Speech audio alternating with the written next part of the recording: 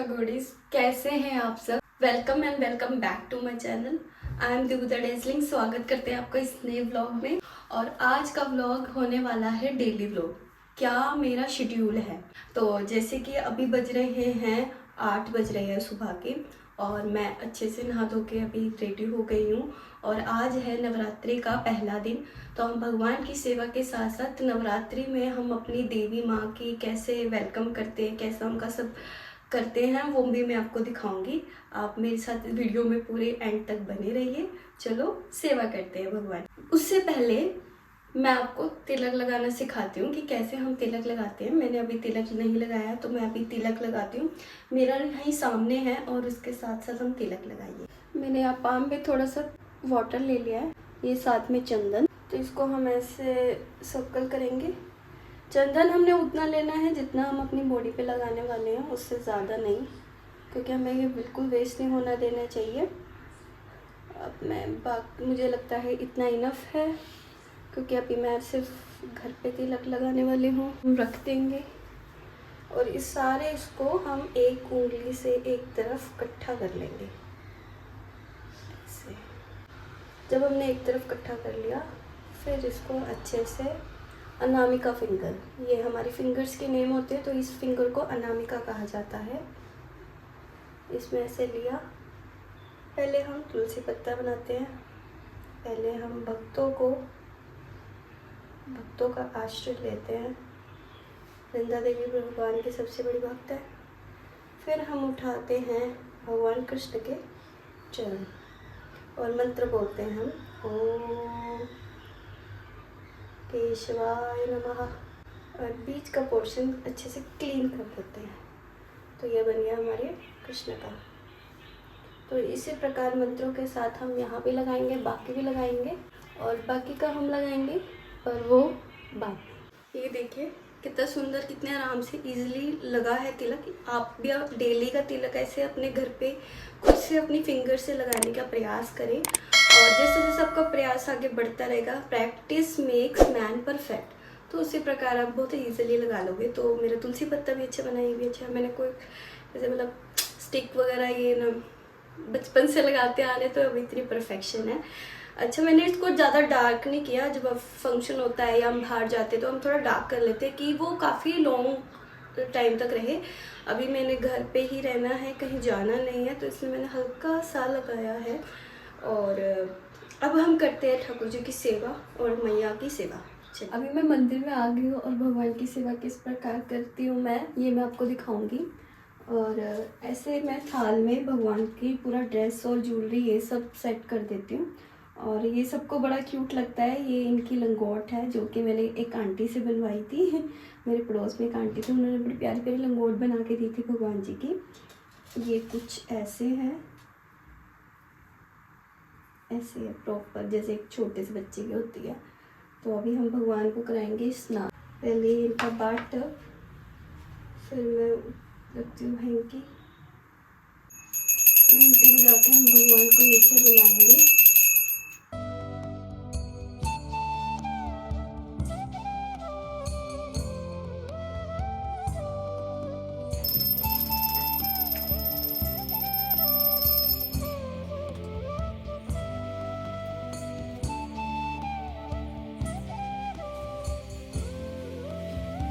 जल में मैंने सिंपल जल में मैंने थोड़ा गंगा जल और तुलसी पत्र डाल के भगवान को स्नान किया है। मैं डेली पंचतत्व से या दूध से नहीं कराती, एकादशी के टाइम या फेस्टिवल टाइम कराती हूँ। अभी हम पहनाएंगे भगवान जी को ड्रेस। तो मैंने बड़ी प्यारी सी पिंक कलर की ड्रेस सेलेक्ट की है। उससे पहले हम डालेंगे क्यूट सी लंगोट। मैं हमेशा ड्रेस भगवान जी को ऐसे पहनाती हूँ, क्योंकि फिर अच्छे से फिटिंग आती है। नहीं तो छोटे वो होते हैं ना, फिर फिटिंग अच्छे से नहीं होती। और मुझे वो आगे वाला ओपन एरिया पसंद भी नहीं आता। और मैं सेफ्टी पिन की हेल्प से इसको क्लोज कर लेती हूँ। मेरे गोपाल जी को ऐसे क्यूट से एयरिंग पहनना बहुत पसंद है। ये मुझे कैसे पता? ये मुझे इसलिए पता है क्योंकि बिना एयरिंग डाले ना इनका फेस ऐसे निखरता ही नहीं है। और सेम मेरे साथ ऐसे है कि जब तक मैं इयरिंग्स ना डालूँ तो मेरे फेस में ना वो ग्लो अप ही नहीं आता। तो ऐसे हम दोनों का ये फंडा सेम है। तो मैं इनको हमेशा न्यू इयरिंग्स ला के देती हूँ और न्यू ऐसे इयरिंग्स डालती हूँ। और फिर इनके हेयर और ये इतनी क्यूट सी टर्बन, फिर इनको कंगन पहनाएंगे। इनके हैंड्स इतने छोटे हैं ना कि ये बहुत मुश्किल होते हैं इनके लिए ये कंगन ढूंढना, ये सब करना। पर जहाँ मुझे मिल जाते हैं ना, फिर मैं साथ के साथ 2 या 3 4 5 मतलब सारे कलर्स के पेयर्स उठा लेती हूँ मैं। अभी तो चलो मैं आपसे बातें कर रही हूँ, वैसे भगवान का महामंत्र करके या भगवान को भजन सुनाते हुए भगवान की सेवा करनी चाहिए। ऐसे ही मैं सेवा करती हूँ हरे कृष्णा महामंत्र बोलते हुए। बट ये आज आपके लिए व्लॉग बन रहा है, इसलिए मैं आपसे बातें भी कर रही हूँ, आपको सेवा के बारे में बता ही रही हूँ। फिर हम कृष्णा को क्लैप करके फिर इनको सीट पे बिठाते हैं। फिर हम लगाएंगे इनको मोर पंख, जो कि पहले से भी लगा हुआ है। चलो दूसरा भी लगा देते हैं। पर आजकल इनको पता नहीं इस वजह से क्या दिक्कत है, ये ऐसे ऐसे करके घूम घूम के गेयर देते हैं। और जगन्नाथ जी के स्पेशल डेज होते हैं, स्नान करने के, कपड़े चेंज करने के लिए सेवा करना। नहीं लगाना, चलो ना लगाओ। फिर जगन्नाथ जी को लगा देती हूँ मैं। और अब जगन्नाथ जी का सिंपल श्रृंगार मोर पंख। हम दाऊ जी को भी मोर पंख लगा देते हैं आज। चलो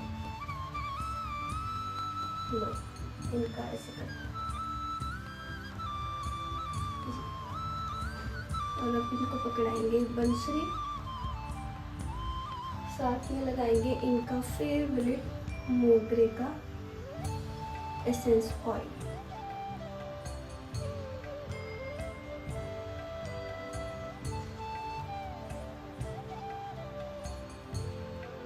बाकियों को हम ऐसे हैंड से थोड़ा थोड़ा करके ऑफर कर देते हैं। फिर गुरुदेव को, फिर शिव को, फिर देवी को। चलिए अब मैं फटाफट से ये सब हटा लेती हूँ। अब हम देवी की नवरात्रि के पहले दिन की जो स्थापना होती है वैसे करती हूँ।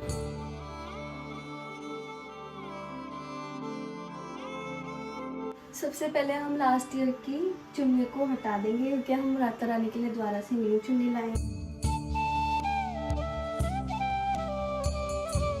हम कलश रखेंगे, थोड़े ड्राई और फूल डालेंगे और साथ में हम नारियल लेके इस पे मोली बांधेंगे।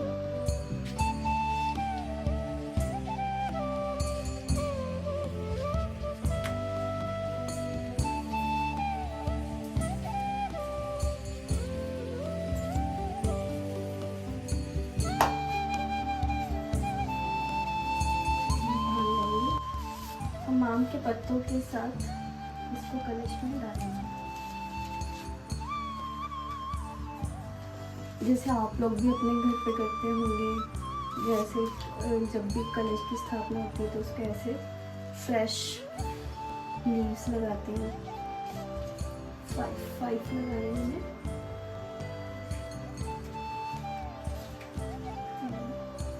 और नारियल का एक साइड ये होता है, एक साइड ये होता है, तो हमें ये वाला पोर्शन पानी के डीप रखना है। और इसमें डालेंगे पहले शगुन, एक कॉइन शगुन का इसमें डाल देंगे।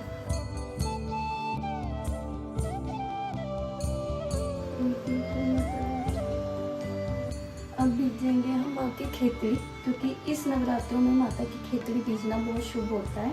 खेतड़ी जैसे बीजते हैं हम माता रानी को अनाज, और पहले के टाइम पे लोग एग्रीकल्चर ज़्यादा करते थे, किसान होते थे, तो अनाज के रूप में माता को ऑफरिंग देते थे। तो वो प्रथा आज भी चलती आ रही है। जिसका मतलब सिंपली होता है कि आप हमारे को जो हमारे बेसिक नीड्स हैं, है ना, घर में रोटी कपड़ा मकान, वो आप हमारी फुलफिल करें और हमारी लाइफ एकदम फ्रेश ही रहे। तो ये इसका बेसिकली मतलब होता है खेतड़ी का। तो मैंने बहुत अच्छे से साफ़ सुथरी मिट्टी इसमें बो दी। साथ में भी हम डालेंगे ये सीड्स। अच्छा, भगवान के किसी भी कार्य में हमें मुंह से कुछ भी नहीं खोलना खाना चाहिए। मैंने बहुत लोगों को देखा है ऐसे मुंह से ई करके कर ही जाएंगे। आप हैंड का यूज़ करें, आप सीजर का यूज़ करें, आप नाइफ़ का यूज़ कर सकते हैं, बट मुंह का तो बिल्कुल यूज़ नहीं कर सकते, वो पहले ही झूठा हो जाता है।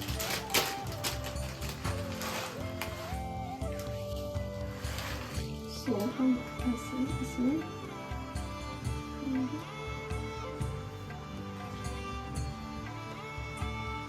इसको फैला देंगे और इसमें थोड़ा सा गंगा जल का छींटा देंगे।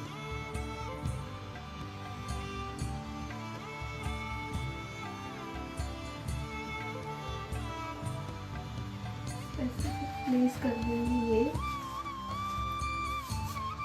उसके बाद हम इन पत्तों से ही कवर कर देंगे कि इनको डस्ट ना लगे, झूठे हाथ ना लगे और ऐसे गलत ना पड़े।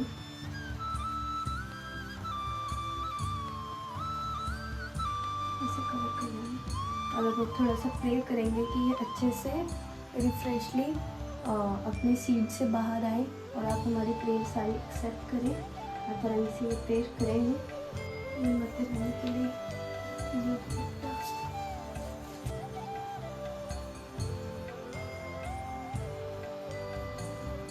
ये इनको हार जो हम इस पर चढ़ा देंगे और माता रानी को हम साथ में इनका शीरा।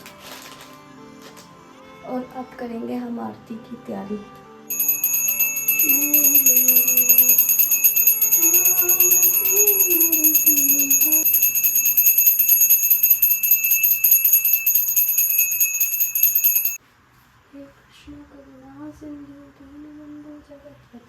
अब माता रानी को हम थोड़ा सा कुमकुम लगाएंगे।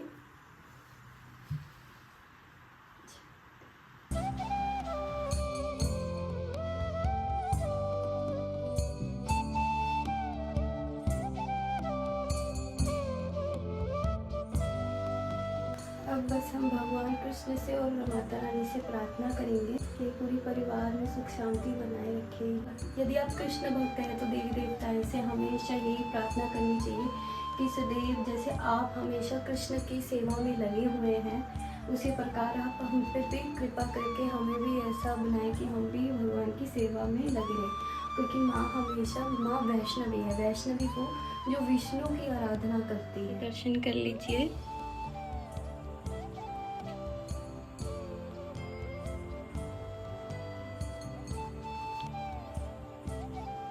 ज़्यादा नाची ये तो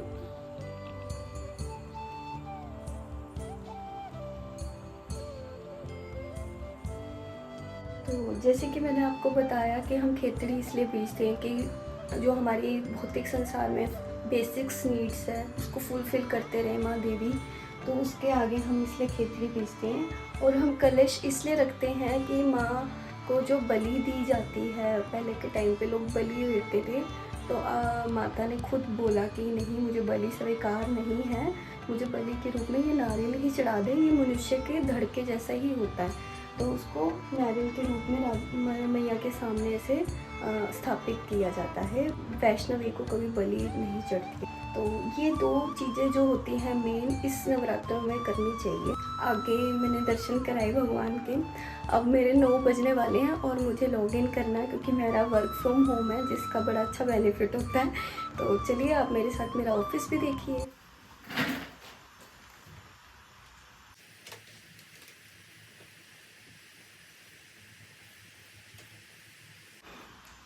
तो हमें आइडल वर्शिप के साथ साथ अपना वर्क वर्शिप भी करना चाहिए। ये भी एक भक्ति होती है, वर्क वर्शिप। तो मैं हमेशा 9 बजे से 5 मिनट 10 मिनट पहले बैठ जाती हूँ, बट आज मैं थोड़ा सा पूरे टाइम पे बैठी हूँ। तो पहले मैं हमेशा प्रणाम करती हूँ। और ये मेरा सेटअप है, लैपटॉप है, कीबोर्ड है, ये टेबल है और यहाँ पे मेरे राधा माधव के दर्शन हैं, जिनको मैं बार बार ऐसे बातें करती रहती हूँ और ऐसे प्रणाम करती रहती हूँ, बार बार आदत पड़ी है। वहाँ पे मेरा कुछ सामान पड़ा हुआ है, ऐसी ऑफिस की डायरी, कुछ नोट करने के लिए। ये मेरी वाटर बोतल है और ये श्रीमती राधा रानी का गजरा है, जो कि पूरा का पूरा ड्राई हो चुका है। प्रॉपर मोती वाले बीड्स लगे हुए हैं, एकदम रिफ्रेश। तो ये भी है। जब ये फ्रेश था ना, तो मैं ऐसे, मेरे को ना अपना भी ऐसे मैं प्रणाम भी करती थी और खुशबू आती थी प्रॉपर ना, तो मैं ऐसे वाइब्स ही बना कर बैठती हूँ। तो चलो अभी मैं थोड़ा सा काम कर लेती हूँ और उसके बाद फिर से मिलते हैं आपके साथ। हरे कृष्णा। अब आ गए हैं हम अपनी किचन। अब बनाएंगे हम भगवान जी के लिए भोग। तो हम सात्विक भोग बनाएंगे। तो सिंपल का घर का नाश्ता है। हम नाश्ता मतलब ब्रेकफास्ट और आफ्टरनून का एक ही बार बना लेते हैं, क्योंकि हम घर दिन में 2 बार ही प्रसाद खाते हैं। एक ऐसे ये मिड डे में जो हमारा ब्रेकफास्ट और ये हो जाता है, और एक खाते हैं हम रात को। ऐसे खाते हैं हम, 2 बार ही खाते हैं, क्योंकि हम सुबह सुबह ना दूध के साथ ड्राई फ्रूट्स ले लिया, बिस्किट ले लिया, ये सब चलता है। बड़े लोग जैसे चाय वगैरह पीते हैं वो लोग, तो वो चाय पी लेते हैं, तो ऐसा होता है। और मेरे साथ क्या होता है, मैं कभी कभी कॉर्नफ्लेक्स वगैरह, ओट्स वगैरह ऐसे सब ले लेती हूँ, पोहा बना लेती हूँ। तो अभी हम जो खाना बनाने लगे ना, ये हमारा मतलब 12 बजे के करीब का है। तो अभी मेरे 1 बज रहे हैं, वैसे ही 11-12। तो हम अब सात्विक भोग बनाने लगे भगवान के लिए। तो जिसमें कि हमने आज बनानी है शिमला मिर्च। तो विदाउट अनियन गार्लिक शिमला मिर्च कैसे बनाते हैं, चलो हम करते हैं स्टार्ट। और आप अच्छे से देखिए, ध्यान से देखिए, तो आपको बहुत अच्छा हेल्पफुल मिलेगा। चलिए, सबसे पहले हम गैस जला कर कढ़ाई रख लेंगे और कढ़ाई में डालेंगे सरसों का तेल, क्योंकि सिर्फ और सिर्फ मैं देसी घी और सरसों के तेल में ही भगवान का भोग बनाती हूँ, और नहीं, रिफाइंड वगैरह नहीं यूज़ करती मैं। तो अभी होएगा ये ऑयल गरम। जब तक ऑयल गरम हो रहा है मैं आपको दिखा देती हूँ। हमारे पास आलू है कट किए हुए, शिमला मिर्च है, टमाटर और हरी मिर्च की कटिंग्स हैं चॉप की हुई। बस इतना ही डालते हैं, इसी से ही इतना स्वादिष्ट हम भगवान का भोग तैयार करेंगे। ऑयल अच्छे से गर्म हो गया है, इसमें हम डालेंगे मसालेदानी से जीरा,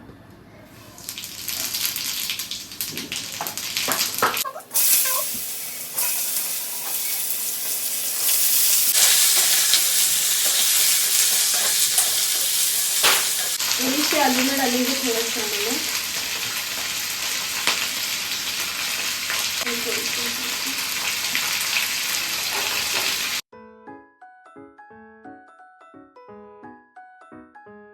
प्लेट से ऐसे ढक देंगे कि अच्छे से आलू जो है फ्राई हो जाए, एकदम अच्छे से सॉफ्ट हो जाए। फिर जो हमने चॉप्ड अपने टमाटो और चिली रखी है उसको हम इसमें डाल देंगे, उसको भी अच्छे से सॉफ्ट होने को रखेंगे। साथ ही डाल देंगे हम सारे मसाले। मसालों में मैंने नमक थोड़ा सा और लाल मिर्च सिर्फ हमने रंग के लिए डाली है, वैसे हम अवॉइड करते हैं क्योंकि हम चिली ज़्यादा ले लेते हैं। सारे मसाले डालने के बाद हम शिमला मिर्च भी लास्ट में डाल देंगे, और ऐसे करके हम इसमें फिर से लिड लगा के रख देंगे। मैं हमेशा शिमला मिर्च को थोड़ा सा रॉ रखने की कोशिश करती हूँ, क्योंकि जितना हम नेचुरल खा सके उतना बेस्ट है। हर चीज़ को गलाने की ज़रूरत नहीं होती है, क्योंकि उसकी जो फ्रेशनेस होती है, विटामिन्स होते हैं, वो सारे ख़त्म हो जाते हैं। थोड़ा सा रॉ रखने की कोशिश करती हूँ। तो अब मैंने सब्जी बन चुकी है, साइड में रख के फटाफट से तवा लगा के अपना रोटी की तैयारी करने लगी हूँ। भगवान को आज मैं रोटी साथ में दूंगी। इससे पहले मैं प्लेटफॉर्म को अच्छे से क्लीन कर लेती हूँ, क्योंकि मैं उस पर ही रख के चपाती बनाती हूँ। और सबसे पहले मैंने सब्जी को ठंडा होने के लिए रख दिया, क्योंकि फुलके तो गरम गरम अच्छे लगते हैं, सब्जी थोड़ी ठंडी होनी चाहिए। अच्छे से मैंने पहले पेड़े बना लेती हूँ 4-5 एक साथ, क्योंकि मेरी रोटी बनाने की स्पीड बहुत अच्छी है। तो मैं अच्छे से पहले 3-4 ऐसे इकट्ठे करके ऐसे पेड़े बना लेती हूँ। और उसके बाद हाथों पे ना मैं देसी घी लगा लेती हूँ कि वो चिपके ना ज़्यादा। अब फटाफट से हम रोटी बनाना शुरू करते हैं। और सबसे पहले रोटी बनती है हमारी गाय की। जी हाँ, गाय के लिए। तो मम्मी ने मेरे को सिखाया है कि पहली रोटी गाय की बनानी है और लास्ट रोटी कुत्ते की होती है। गाय की रोटी के बाद हम भगवान के भोग के लिए 3 फुल्का देते हैं भगवान जी को, उनकी थाल पे रखते हैं, तैयार करते हैं। और ऐसे करके मैंने फटाफट फुल्के लगाने शुरू कर दिए। आधी पक्की आधी कच्ची रोटी हम ऐसे तवे से उतार लेते हैं। और ये देखो, ये ब्लू कलर का डब्बा हमने गाय के लिए बनाया है, तो इसमें हमें रख देंगे। लो जी, बस हमारे फुल्के भी रेडी हैं। लो जी, भोग हमारा बन गया है। मैंने सब्जी पहले रख दी थी कि ठंडी हो जाए, फुल्के साथ में लगा दिए थे। मीठे में कुछ है नहीं, तो हम भगवान जी के लिए फ्रूट रख देंगे।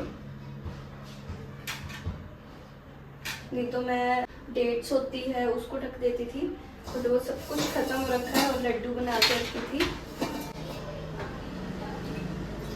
भगवान को देंगे साथ में जल। छोटी छोटी गिलासियाँ हमारे जगन्नाथ बलदेव सुभद्रा जी के लिए, ये हमारे गोपाल जी का, और ये ड्राई फ्रूट का भोग लगाएंगे हम माता रानी को। इसमें फूल देखिए कैसे। आइए चलते हैं, भोग लगाते हैं भगवान जी को। तुलसी पत्ता डाल के हम भगवान को भोग लगाएंगे। अब तुलसी पत्ता हमने डाल दिया, अब हम भगवान को भोग लगाएंगे। और ये देवी माँ के प्रसाद में हम तुलसी ना डालते हुए माँ के आगे रख देंगे। तो जी अब मंत्रोच्चारण के साथ मैं गुरु, पंचतत्व और भगवान जी को बुला के भोग लगाने का कह रही हूँ, और फिर कर्टन लगा देते हैं। हरे कृष्णा महामंत्र के बाद प्रणाम करके हम चले जाते हैं। फिर थोड़ी देर बाद 5 मिनट बाद 10 मिनट बाद हम आते हैं, क्लैप करके भगवान को भोग उठाते हैं। और वही भोग मैंने देखो देवी देवताओं को भी ऑफर। सो ये देखिए, ये हमने भोग बनाया और अभी हम ये भोग को सब सामान में डाल देंगे। तुलसी पत्ता मैं सब एक जगह कर लेती हूँ।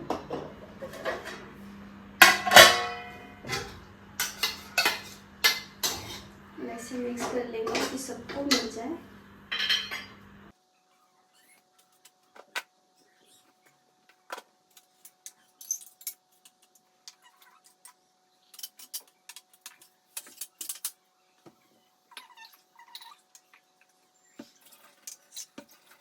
जैसे कि अभी मेरे को काम करना ऑफिस का, मैं बर्तन नहीं धो सकती, तो मैं बस पानी डाल के ऐसे छोड़ दूंगी। फिर मैं थोड़ा शाम को जब सब बर्तन मांजूंगी तब मैं मांज दूंगी। उससे पहले अगर मेरे भाई या कोई मांजना चाहे तो मांज सकता है, नहीं तो मैं तो ऐसे छोड़ देती हूँ। और अभी हम पाते हैं प्रसाद। मैंने अपनी प्लेट रेडी कर ली है और बस अब मैं प्रसाद पाती हूँ, फिर आपको फिर से मिलती हूँ। हरे कृष्णा गणेश। और मेरा काम ख़त्म हुए 1 घंटा हो गया। 1 घंटे से मैंने अपनी कमर सीधी करी, थोड़ा सा फिर से हाथ मुँह धोया, फ्रेश हुई हूँ और मैंने फिर से जोत बत्ती करी है। तो बस अब शाम हो गई है, 7 बज चुके हैं, 7 से ऊपर हो चुके हैं। बस अभी मैं आपसे थोड़ा सा बातें करूँगी। तो एक प्रश्न भी है एक भक्त का, तो उनका प्रश्न यही था जो मैंने आपको सुबह माला दिखाई, उनका प्रश्न इससे रिलेटेड था, मैं आपको बताती हूँ। एक भक्त का जो प्रश्न था ना, वो ये कहते थे कि माता जी इन जब ये फूल और गार्लेंड्स वगैरह ये सब ड्राई हो जाए तो हम इसको क्या कर सकते हैं। तो देखो, इस फूल गार्लेंड के नीचे पहले तो ये मोती लगे हुए हैं, इस मोती को मैं अच्छे से निकाल लूँगी और इसका अच्छे से यूज़ करूँगी। वो भी बहुत अच्छी वीडियो आने वाली है, तो आप ज़रूर देखिएगा। और साथ में हम इन फ्लावर्स को क्या कर सकते हैं कि जैसे कि ये ड्राई हो गए हैं, इसको धागे से अलग करके इसको क्यारी में या किसी बगीचे में हम एज अ खाद डाल सकते हैं, क्योंकि भगवान की कोई भी वस्तु कभी भी गंदी नहीं होती है, वो हमेशा उसका एक रीयूज़ होता ही होता है। तो हम इसको खाद बना सकते हैं। कई भक्त क्या करते हैं, मंदिर में छोड़ आते हैं या कहीं पेड़ में टांग देंगे या कहेंगे कि चलो अब तो गंदा हो गया, इसमें बदबू आएगी या कीड़े लग जाएंगे तो छोड़ दो। ऐसे बिल्कुल नहीं करना चाहिए, आपको घर लाना चाहिए, उसकी कृपा आपके पास रहती है। जब भी आप हार को देखते हो या किसी वस्तु को देखते हो भगवान की, तो आपको भगवान का वो चीज़, वो फील याद आता है, आप उसको फ्रेगनेंस लेते हो, आपको ब्लेसिंग्स मिलती है, घर से नेगेटिविटी जाती है, काफ़ी कुछ है। तो आप ऐसे कभी मत छोड़े, आप उसको लेके आए प्रसाद को, क्योंकि वो आपको आशीर्वाद के रूप में मिलती है। तो इसी प्रकार मैं अपने घर पे ये आशीर्वाद के रूप में प्रसादी लेके आई थी, बट अब इसका टाइम आ चुका है। इसका धागा अलग करके मैं मोती अपने यूज़ के लिए रख लूँगी और फूलों को मैं सुबह मॉर्निंग में अच्छे से खाद पे डाल दूँगी। चलो अब इसको शिफ्ट करते हैं। अभी थोड़े दिन पहले ही मैंने अमेज़ोन से ये मंगाया था, ये बहुत यूज़फुल है, ऑर्गेनाइज़र बॉक्स, और इसमें बड़े अच्छे से स्पेस है। और मैंने सोचा है कि इसमें मैं अपने सारे मोती वगैरह, बीड्स वगैरह यूज़ करूँगी। और ऐसे ही बॉक्स मैंने भगवान की सेवा में भी लगाया हुआ है, उनकी ज्वेलरी वगैरह ऐसे बड़े सिस्टमेटिकली रखी हुई है। तो अभी हम फ्लावर और ये बीड्स अलग करने लगे हैं।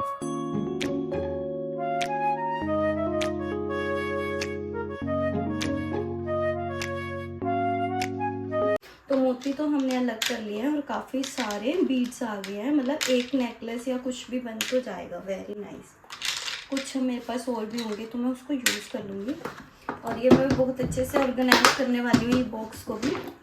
तो अभी मैं ना पॉलीथीन में लेके आती हूँ, फटाफट से इनको फ्लावर को उसमें डाल।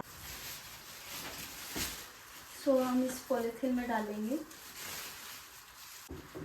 कुछ भक्त इतने अच्छे होते हैं कि वो इस धागे को भी यूज़ करते हैं या संभाल के रखते हैं, बट ये भी कॉटन का ही धागा है तो ये भी जल्दी से जल्दी सॉइल में डिज़ोल्व हो ही जाएगा, तो ऐसा इशू नहीं है।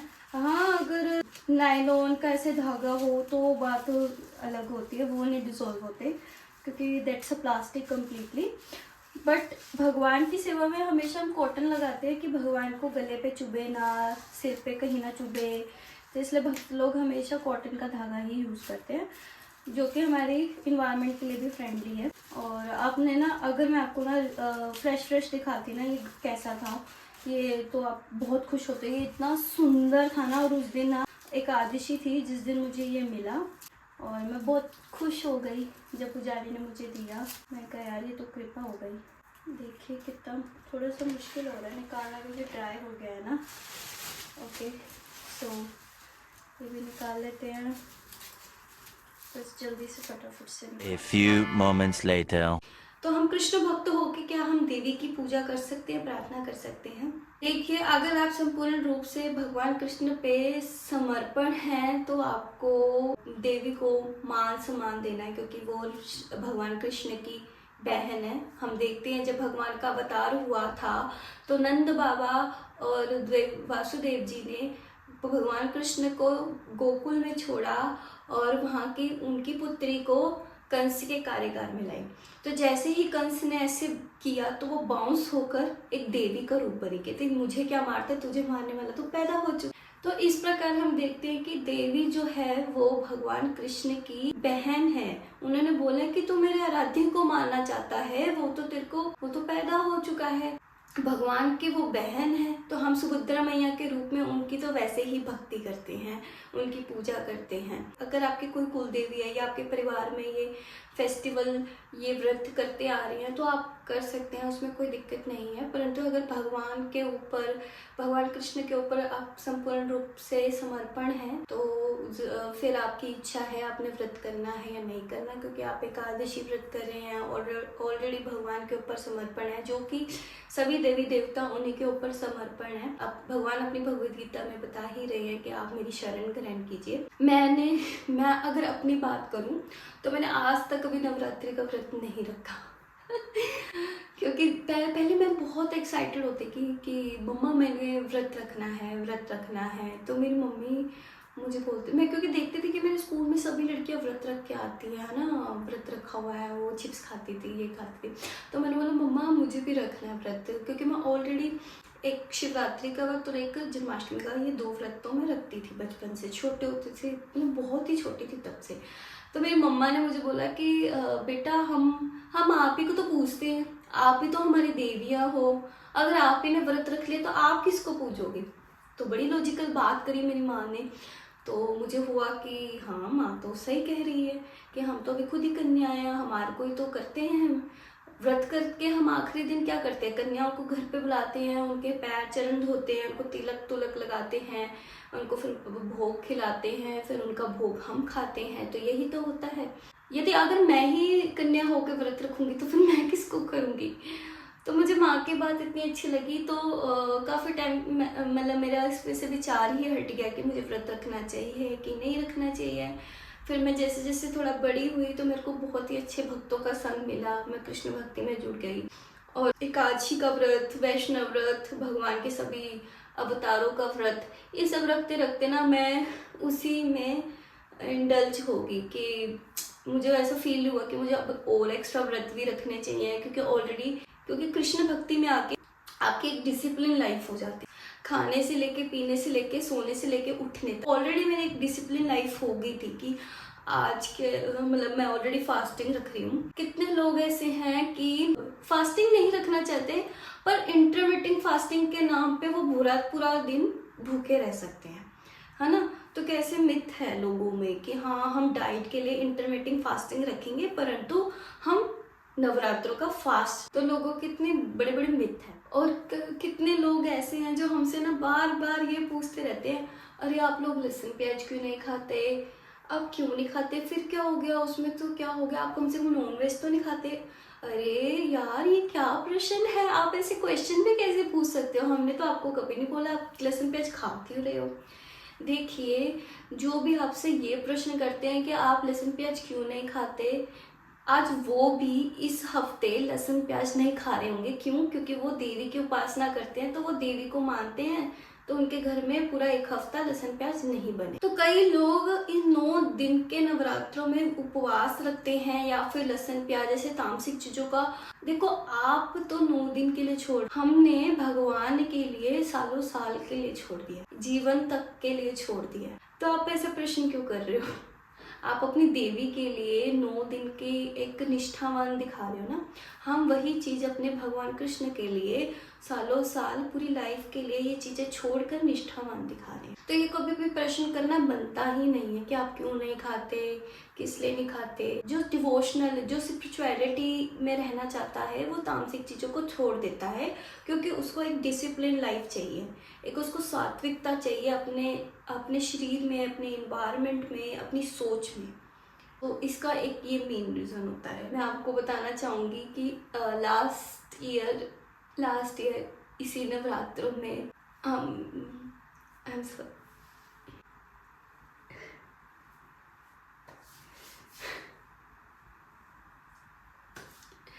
लास्ट ईयर इसी नवरात्रों में पूरे परिवार ने मिलकर माता रानी की पूजा प्रार्थना की थी, परंतु भगवान को कुछ और ही उन्होंने हम प्लानिंग कर रखा था। इसी नवरात्रि के सप्तमी पर मेरी मम्मा हम सबको छोड़ के चले गए। I am sorry. मेरी मम्मी बहुत अच्छी, एक कृष्ण भक्त, एक देवी की भक्त, बहुत अच्छी।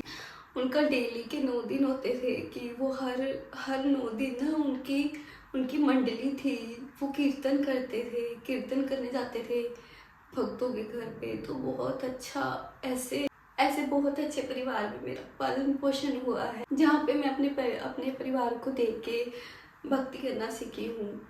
इन चीज़ों की महत्वता पता चली है, क्योंकि उन्होंने मेरे अंदर संस्कार में वो चीज़ें डाली।